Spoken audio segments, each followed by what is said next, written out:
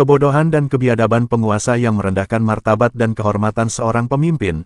Di rezim ini Presiden Republik Indonesia berlatar belakang militer sehingga, secara konstitusional, sistematis, terstruktur, terprogram, terkomandoi, terpadu, masif dan kolektif, seluruh pemimpin dipaksakan untuk memakai pakaian militer, dan hal ini menunjukkan bahwa semua kebijakan daerah akan dikendalikan dengan kekuatan militer dan moncong senjata. Faktanya pemimpin mulai dari gubernur, wali kota, bupati, mereka adalah perisai, tameng, bumper dan benteng terakhir pelindung segenap rakyat Papua. Jadi ini adalah watak daripada penguasa Indonesia dan negara ingin menguasai Papua demi kepentingan ekonomi dan stabilitas nasional. Sehingga secara tidak langsung kebiadaban negara ditunjukkan di publik untuk ditelanjangi oleh dunia baradab. Hal ini menunjukkan bahwa negara ini berwatak iblis dan berkultur militer. Jadi Anda yang berdasi entah itu gubernur, bupati, wali kota dan lain sebagainya Anda akan dipantau setiap kebijakan atau pembajakan yang Anda lakukan karena semua telah terstruktur, dan juga di mata hukum Anda sudah tidak punya lagi legal standing yang fundamental dan hakiki, berdasarkan undang-undang otonomi khusus, ketimbang para penguasaan dari mereka pemilik budak. Kita harus melihat secara imparsial dan utuh kondisi real hari ini. Demi keselamatan dan masa depan kaum komunal bangsaku Papua yang mendiami di berbagai regional dari Sorong sampai Merauke. Ada berapa fakta pejabat Papua yang diinjak-injak kehormatan dan kewibawaan, sebagai pemimpin yang mengemban tugas negara seperti Bapak Gubernur Papua almarhum Lukas NMB diculik seperti pencuri, di Jayapura Abepura.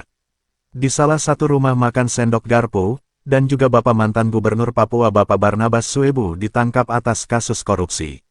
Beliau kurang lebih 60 tahun ia mengabdikan diri, dan akhir dari semua pengabdian itu ia ditangkap dan dipenjarakan. Riki Hampagawat Bupati Mamteng ditangkap atas kasus yang sama, Bupati Timika Otinus Omaleng ditangkap atas kasus yang sama pula dan lain-lain. Keyakinan iman dan moral saya bahwa banyak pejabat Papua yang akan ditangkap dibunuh. Secara legal sistematis masif dan terstruktur, mari kita merefleksikan kembali kutipan yang dikutip oleh BPK PDT Dr. Beni Giai, orang Papua mau menteri, gubernur, bupati wali kota, bertitel apapun Anda bergaya ibarat ikan dalam akuarium. Lalu Bapak Tokoh Barnabas Suebu berkata bahwa, saya menyesal bergabung dengan negara ini, kurung anjing lebih baik daripada kurung manusia di akhir dari pengabdian saya dipenjarakan di manakah salah saya entahlah. Dan saya masih ingat apapun yang disampaikan oleh Bapak almarhum Lukas NMB, negara hanya berikan uang dan aturan di tangan mereka itulah sebabnya hari ini Undang-Undang Otsus tidak berjalan baik dan tidak berhasil hampir 95%, jadi pejabat Papua Anda jangan tepuk dada dengan apa yang ada raih ingat sepanjang mobil putih masih menggunakan ban hitam penindasan akan tumbuh subur, di tengah-tengah kita dengan kekuatan militerisme, kolonialisme, kapitalisme, imperialisme, genosida, etnosida, ekosida, dominasi migran dan marginalisasi penduduk pribumi di atas tanah leluhur mereka, mulai dari pemimpin mereka sampai rakyat jelata. Jujur saya menulis yang berbeda karena saya merasa berbeda.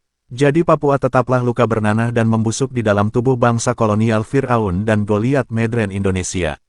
Demta tanggal 22 Februari tahun 2025.